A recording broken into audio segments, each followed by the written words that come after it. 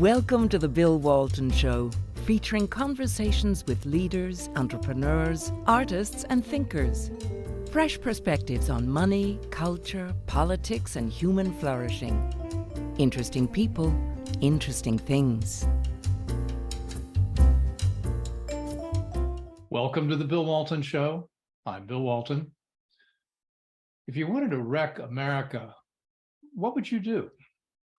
Well, you might start with surrendering our energy independence, and you could make war on reliable fossil fuels, oil and gas, coal and nuclear power. You could make us reliant on wind and solar energy, which, as we've seen, are almost certain to lead to constant blackouts and shutdown of America's electrical grid. And while we're at this, we could make America reliant on China for all of the equipment for wind and solar. Also shifting gears from our energy to our money, you could have the Federal Reserve print trillions of dollars of money out of thin air to finance insane levels of federal spending, much of it going to, surprise, surprise, the green energy lobby. You could also destroy public trust in elections. You could render election day irrelevant. Oh, and here's another good one. You could demonize the idea of America as a melting pot and encourage tribalism, based on race, ethnic, gender, or sexual orientation, and have these tribes band together to oppose a supposed white privilege majority. Oh, and racially discriminate to end discrimination. Open our borders and any difference between citizens and residents. Well, this list could go on, and as you listen to this, you're thinking, well, all this is happening, but why is it happening? Is it according to some plan? Well, thankfully, I have a great friend and brilliant mind, Kevin Freeman, who's written a book whose title is According to Plan, The Elite Secret Plan to Sabotage America. And as you all may know, Kevin's considered one of the world's leading experts on economic warfare and financial terrorism. He's consulted with the Congress, the intelligence community, SEC, and on and on. He's co-founder of the Economic War Room on Blaze TV, and is also with the National Security Consultant Institute. I know Kevin first as a fellow member of the Council for National Policy, where we get together to try to do something about the things that are happening to America. So with no further ado, Kevin, great to have you join us. Oh, Bill, it's always good to be with you. So according to plan, it's a great title. A lot of people say, gee, why is this happening to America? You have a theory and an excellent book, which I think outlines it chapter by chapter, what's happening in each of the areas that I mentioned and some others. Tell me tell me what we should think about the book and what we ought to do about the plan. Well, Bill, what we did is we worked with a group of researchers, and they walked through all of the things happening so rapid fire, whether it's on the border or it's Afghanistan, or now recently trading, an arms dealer for a basketball player, or you go through the massive debt point by point by point, and you ask one question: is this incompetence? Are we just having these things happen because we're incompetent? Or they're just accidental? It's just certainly, bad string of luck here for America. All these things are happening by accident. Or the other alternative is according to plan. And when you go through about 37 different items and you're walking through, and every one of them seems to be good for China, good for a globalist elitists, and bad for America, you have to come to one conclusion: is we couldn't be that incompetent. At some point, we would get something right. And it can't be that much bad luck. It has to be some sort of plan. And so we evaluated, looking historically to see, is there a plan? Have people written? And yes, there's a plan that was in the United States. And yes, there's a plan that the Chinese Communist Party has produced. And both of them seem to be playing out simultaneously. Well, we're pretty, at least I am, a lot of us familiar with China's long-term plan, which they hatched 40, 50 years ago to take on America's domination of the world and replace that with Chinese domination. And they've written and spoken extensively about it. But I think of them as the enemy without. The enemy that I think we need to be even more concerned about is what I call the enemy within. I mean, who are these elites, and where can we find them, and what's their profile, and explain that a bit more.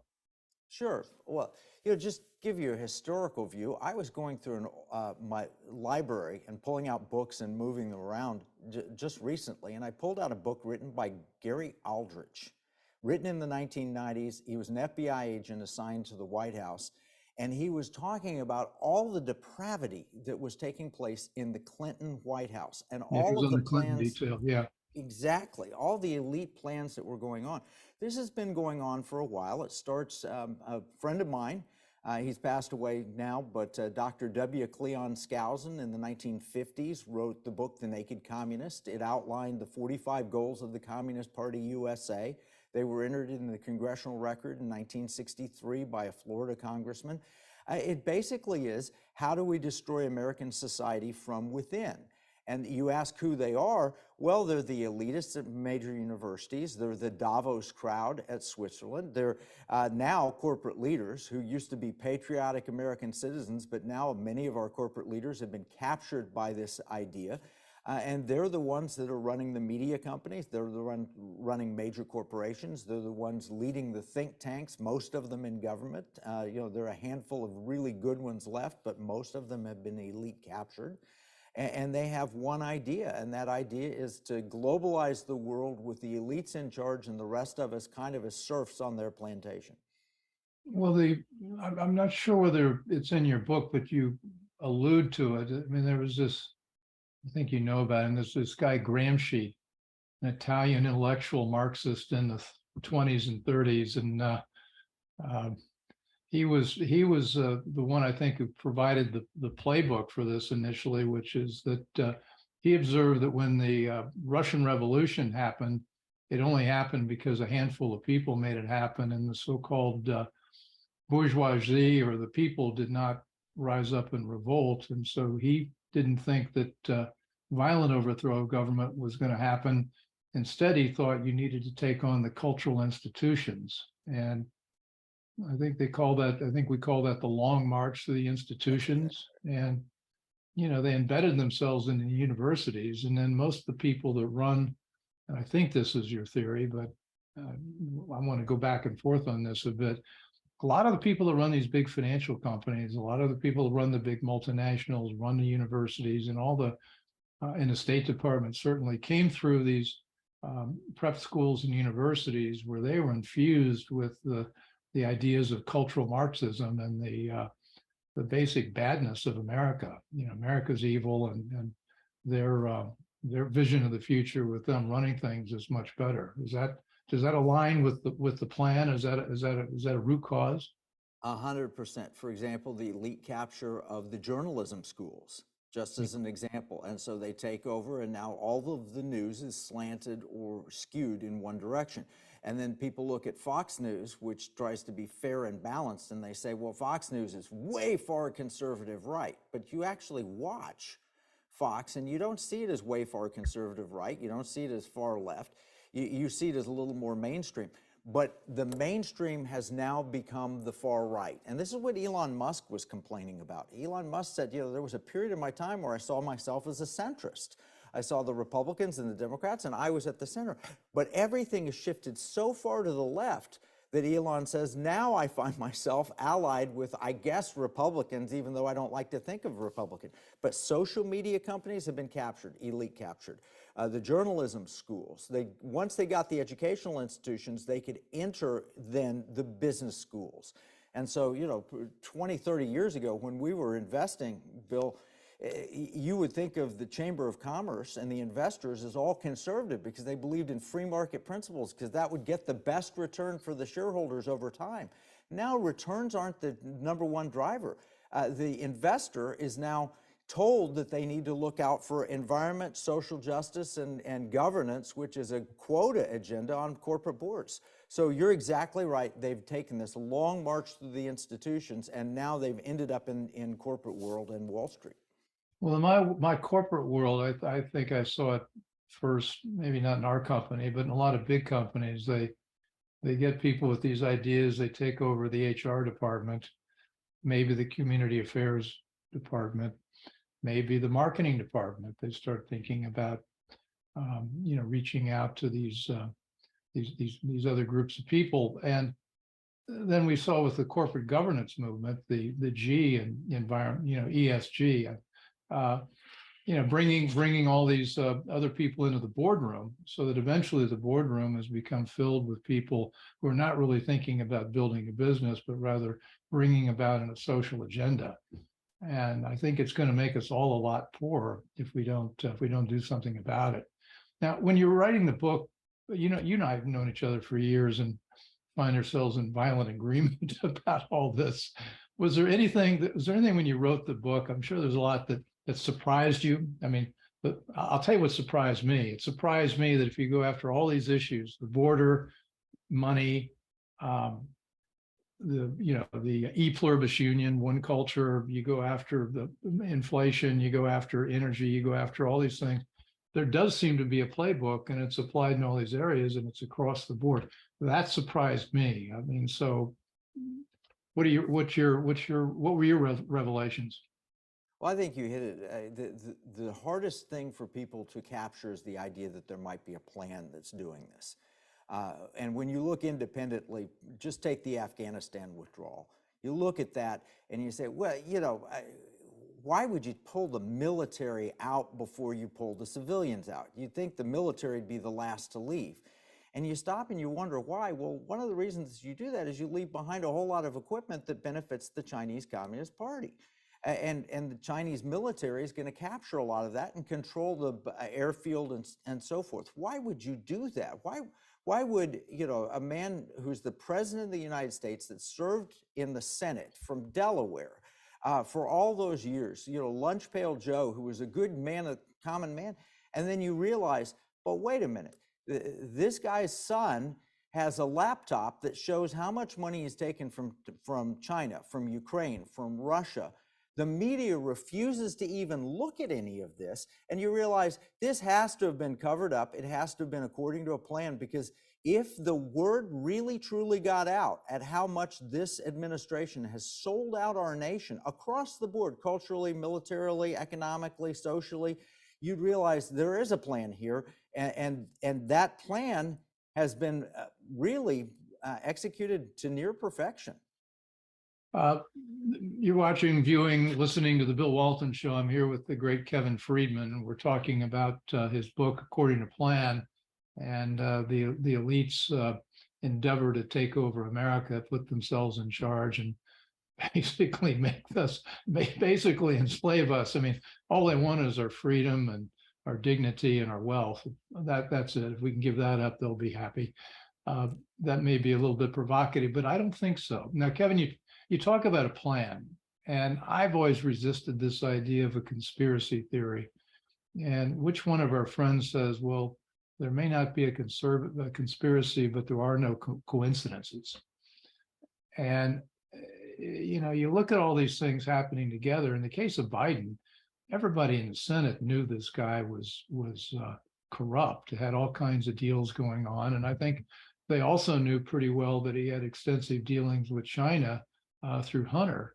And nevertheless, they let him be the nominee, and they got him elected. And then, surprise, surprise, the laptop shows up, and we have evidentiary proof that in fact that was the case. And the thing I'm concerned about is that it looks every inch like Biden is on the payroll.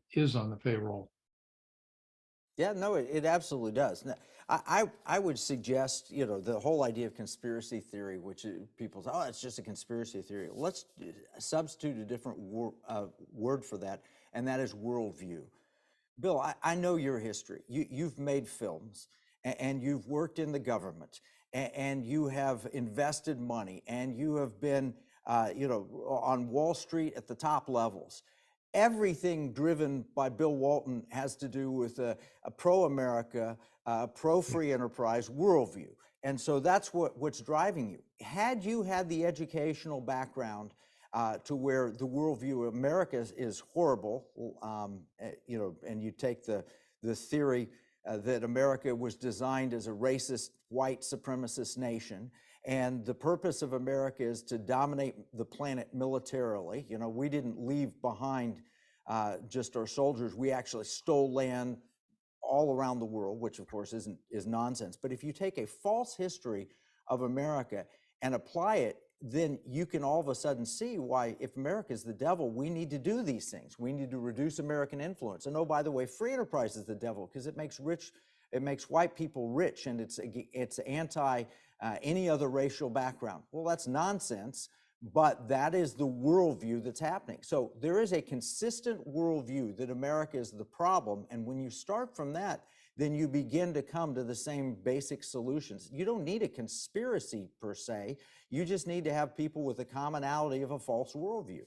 Well, and you look at the people that are source of these ideas. Harold Zinn wrote his history of the history of the American people. I think that's the title. Yeah, Howard Zinn, yes. An absolute sewer. And of course, Howard, the professor, had a fondness for young co-eds. And, you know, the man never really worked. You know, you list all the things I've done. You've been in the investment business for a long time. You've met a payroll. You've been engaged in the real world. None of these ideas really match what happens in the real world. So you get this guy writing this book, and all of a sudden it becomes required reading in every high school in America. It's a, you know, you talk about my background, it's sort of interesting. When I was earlier in my career, I thought maybe I was at a disadvantage because I went to PS 86 and public high school in Indianapolis, and then went to Indiana, which was a public college. And at that time, it was in the pre-woke era. And I thought, man, maybe I should have gone to Yale or Harvard or one of those fancy places. Thank goodness I didn't. Because the ideas there are, you know, they're terrible. Toxic. Yeah, absolutely toxic. So we're getting at the plan here. There's not, you know, we're not exactly saying there's a guy, there's a group of 6 people in the room writing this thing out. It's more like there's a playbook infused in the mindset of all the people that occupy most of the powerful positions in America, not just America, the world. Yeah, no. And you mentioned Howard Zinn. There's also Kinsey, who did all the sexuality research, who was a pervert. And who was in Indiana. Yeah. And then you keep going and you go through the climatologists that are worried about, you know, fossil fuels and global warming, and all of them have cult-like behavior. I mean, I'm going to be interviewing Dr. David Legates soon, and he's talking about, you know, the great Fred Singer's book, Hot Talk Cold Science. The reality of it is there's this worldview that's permeating, and it all comes together that America is bad. Humans are bad. Actually, if you carry it far enough, just being human is bad. Being certainly an American is bad. Being a male is bad. Being white is bad. But being a human is bad at the end of the day, and we need to reduce. And that permeates. It's not just it's Bill Gates carries that thought, and I think a lot of this is, I think, guilt over people that have developed excessive wealth, and then these smart people, or seemingly smart people, come along and sell them a bill of goods. And how does Bill Gates go from being an aggressive young entrepreneur with Microsoft, you know, arguably taking a lot of Xerox's stuff and packaging it up and selling it to IBM and building this fabulous, amazing company, Microsoft, to becoming one who is a hater of humanity on the planet? Let me give a plug for Kevin Freeman's book. Again, it's According to Plan. And just looking at some of the chapter headings here, he starts with the Soviet Union. We know a lot about that and the Cold War and their endeavors to take over the, you know, McCarthyism and the demonizing of Joe McCarthy, even though in fact he had a lot of his facts straight. And we talk about communist China in the book, traitors in our midst, and then American radicals. I mean, can you touch, what are the traitors in our midst that you talk about in the book? Well, you know, the traitors in our midst, Trevor Loudon has evaluated the history of Congress and the existing congressmen and where they come from. These people are traitors in many cases to the United States. I just saw Jerry Nadler telling us point blank that there was no effort to manipulate social media, and absolutely none. It's a conspiracy theory that conservatives were being silenced. Of course, with Elon Musk taking Twitter, it's obvious that Nadler was lying to us, and he had the facts in front of him. I mean, you look at the hearings where they went after President Trump, and they said, oh, well, he's done this, the P-tape and all these things that he's done in Russia. These people have been lying to us. They are traitors that are in our midst. They're in our Congress. They're in the political realm. All of this is evidence that there are people, that America hating people in high positions. And you can even go back, as I mentioned earlier, to the Clinton administration. If Bill Clinton weren't such a great politician, he wouldn't have pivoted as he did with the midterm elections. He absolutely was anti-American in his approach. And we see it in the Obama administration, and we've seen it currently in the Biden administration. Well, circling back to the Biden, talk about traitors in our midst. I mean, we touched on it, but you think back what happened. The FBI got the laptop. They held it for a year. Just before the election, the New York Post is going to run a story revealing much, if not all, of what's in the laptop. And that gets killed. It gets killed by Twitter. And everybody, all the other social media companies pile in, and all of a sudden that story is not out there.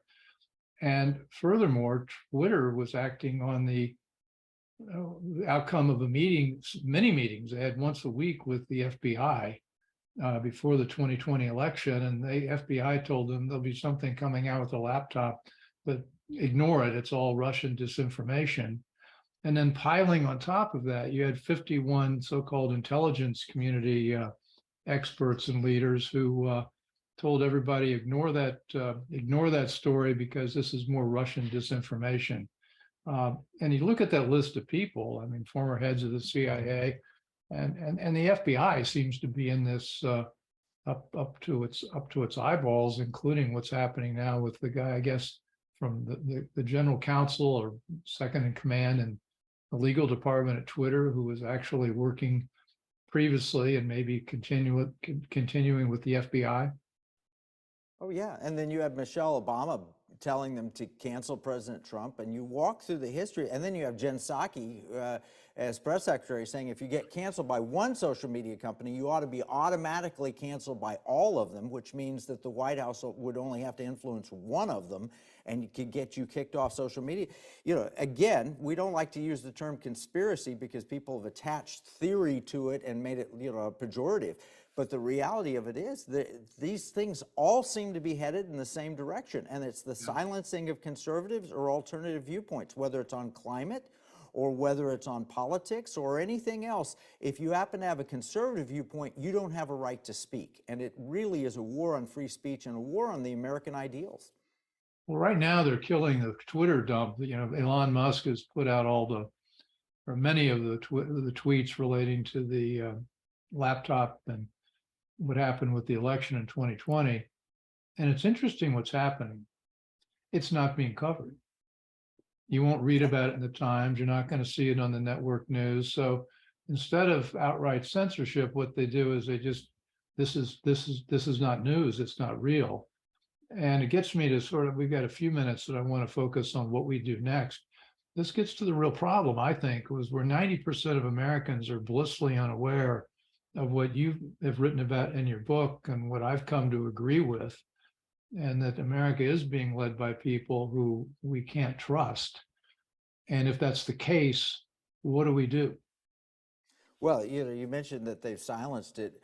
How about great, iconic leftist writers like Gary Greenwald and Matt Taibbi, who have, arguably not been conservative at any point in their lives, and yet they're saying, wait, here are the facts and here's the truth. We have to acknowledge this. We've got to find partnership with the honest liberals left in our society, and there's a handful of them, and we need to find them, and we need to get your show, Bill, seen by as many Americans. What I love about what you do is it's very thoughtful conversations rather than just a talking head where you're just getting angry and you're just bam, bam, bam, bam, which is what you can get on Fox News or MSNBC, and that's fine. But we need to have these thoughtful conversations. People need to pause and reflect and think about things for a bit. If we can get the information out, that's why I wrote the book according to plan as I wrote it. I wrote it with an A equals B, B equals C. Now, what does that tell us about A and C approach? I learned this in psychology when I was at University of Tulsa. If you tell someone this is the fact, they're going to rebel and push back. But if you lead them to the facts and let them draw their own conclusion, you can't talk them out of it. So here's the point, is according to plan, we've had all of these things that have happened. Do you think they're good for America or bad for America? And they'll conclude, well, that's bad for America, actually. And then you take the next step it's consistent, it's happening across the board. Do you think that maybe people are trying to make this happen, or do you think it's just accidental?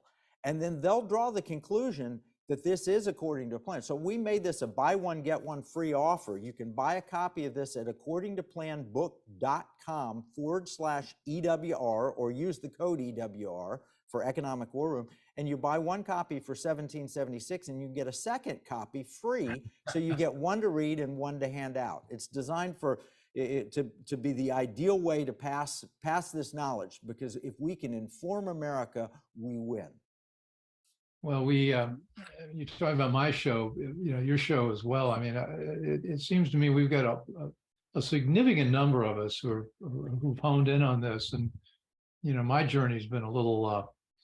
I was blissfully happy doing private equity for 30 years. And then I started taking a look at political stuff. And it was a journey to find out about all this. And the more I've learned, the worse it looks.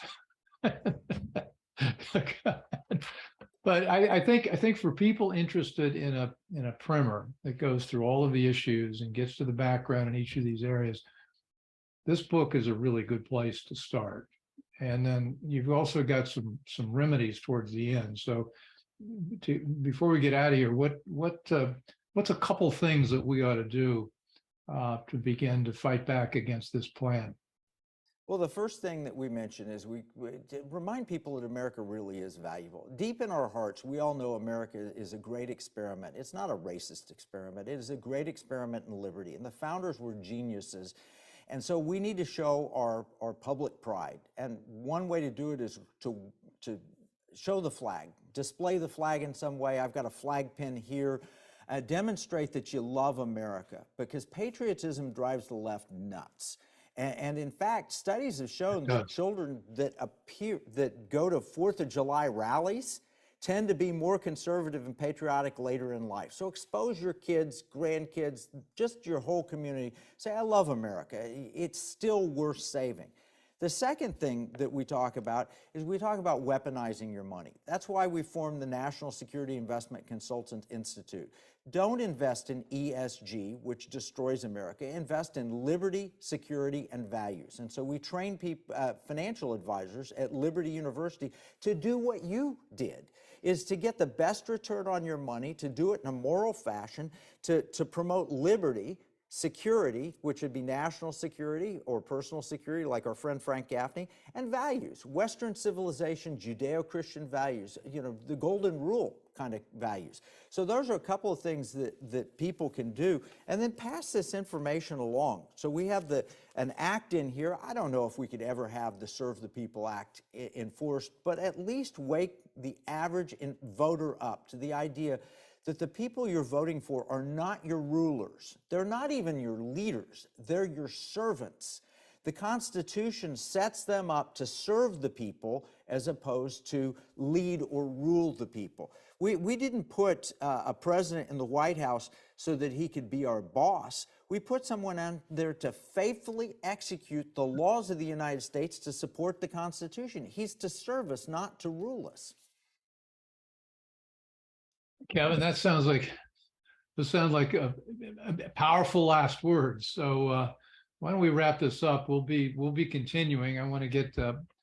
I think we're going to do a home and away, where I'm going to be appearing on your show in the not too distant future. But I also want to have you back, and I want to dig into more some of the solutions you pointed out, including getting into how to weaponize our money to make sure it goes to the right people and not to the wrong people. So anyway, thanks for joining the show. been here today with Kevin Freeman, author of According to Plan, the Elite's Secret Plan to Sabotage America. Although thanks to Kevin, it's not so secret. And he gives you a really interesting look at their playbook. Highly recommended. And so anyway, thanks for watching. And as always, you can find us on CPAC Now on Monday nights and on Rumble and YouTube and all the major podcast platforms and on Substack now. So we're endeavoring to get the word out there, and hopefully we'll have Kevin back and dig into some of these issues some more. So thank you all for joining. I hope you enjoyed the conversation. Want more? Click the subscribe button or head over to thebillwaltonshow.com to choose from over 100 episodes. You can also learn more about our guest on our Interesting People page. And send us your comments. We read every one, and your thoughts help us guide the show. If it's easier for you to listen, check out our podcast page and subscribe there. In return, we'll keep you informed about what's true, what's right, and what's next. Thanks for joining.